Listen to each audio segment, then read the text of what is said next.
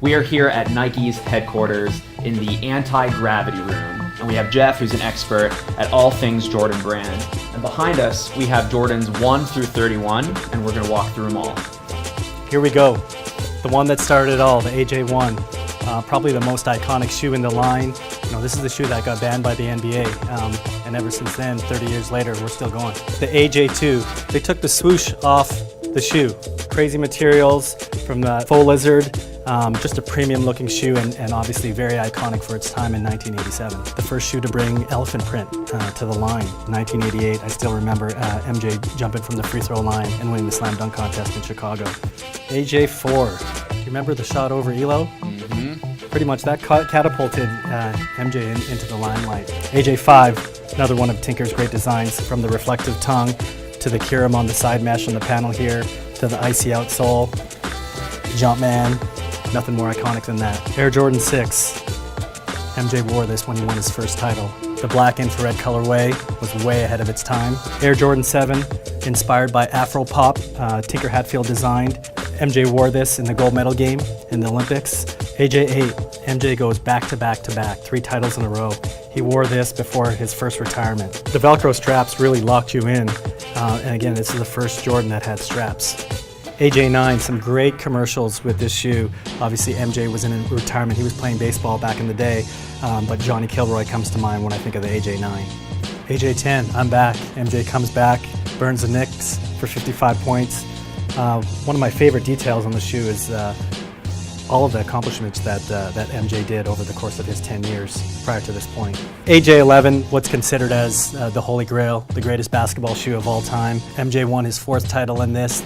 Bulls went 72-10, probably considered the greatest team of all time. AJ12, so many iconic colorways in this shoe, from the taxi to the playoff to what the community refers to as the flu game, the black-red colorway. Actually one of the most comfortable Jordans. Guys in the NBA are still playing it to this day.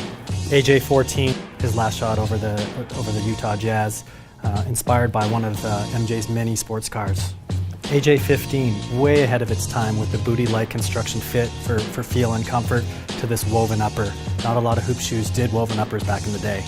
Such great details on this shoe, from the 217, that's MJ's birthday, to the 23, obviously his number, 6, the number of rings he has, and then number 15, the 15th shoe. AJ16, when MJ came back from retirement the second time, you know, this was one of his first hoop shoes. You know, the iconic shroud to the patent leather coming back on the toe. AJ17 came in the steel briefcase with the shroud, covers up the lacing system here, toggle reminiscent of the AJ5s. Air Jordan 18, Tate Kubris designed. This is one of the last shoes MJ wore before his final retirement. He wore this in the All-Star game. Air Jordan 19, love the premium details on this shoe, from the patent leather to the smooth tumbled leather here, clear outsole, real premium strap with MJ's signature in the back. AJ20, Tinker Hatfield design. I love the storytelling on this shoe. All the laser details basically tell the story of MJ's career. AJ21, inspired by a luxury sports car. Love the detailing on this shoe. Love the hidden detail here where you could hide your laces. AJ22, obviously Jordan has been known for their toggles, lace toggles. Reminds me a little bit of the AJ2. Air Jordan 23, love all the details on this shoe. MJ's fingerprint on the inside of the tongue, his signature on the toe, to these DNA-like strands here, really telling the story of being authentically Jordan. Here's the 2009, MJ's 24th shoe. This time we went to the year instead of the number. You know, this is really inspired by fencing, which in fencing, when you turn your defense into offense. Another hidden detail here on this jewel piece with MJ Jumpman logo. 2010, Michael's 25th shoe. Tinker Hatfield came back to design this one. The see-through circle on the lateral of the shoe is really inspired by MJ's ability to see through his opponents. AJ26, otherwise known as the 2011, a ton of technology in this shoe. You know, the interchangeable midsoles were key.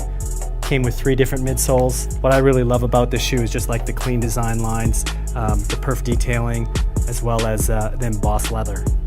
AJ27, otherwise known as the AJ 2012, the first time we used Flywire in an Air Jordan. This shoe was inspired by wingtip dress shoes designed by Tinker Hatfield. AJ28, I think it's ahead of its time. You know, it's the first time we use flight speed in the shoe. You know, it's got this zipper that basically locks you down and keeps you secure in the shoe. AJ29 with the exaggerated Jumpman. Love the big Jumpman detailing here. First time we use flyweave on the shoe. AJ30, one of my favorite ones. It's got the lenticular toe, one of the best performing basketball shoes out in the market. Love the hidden details here.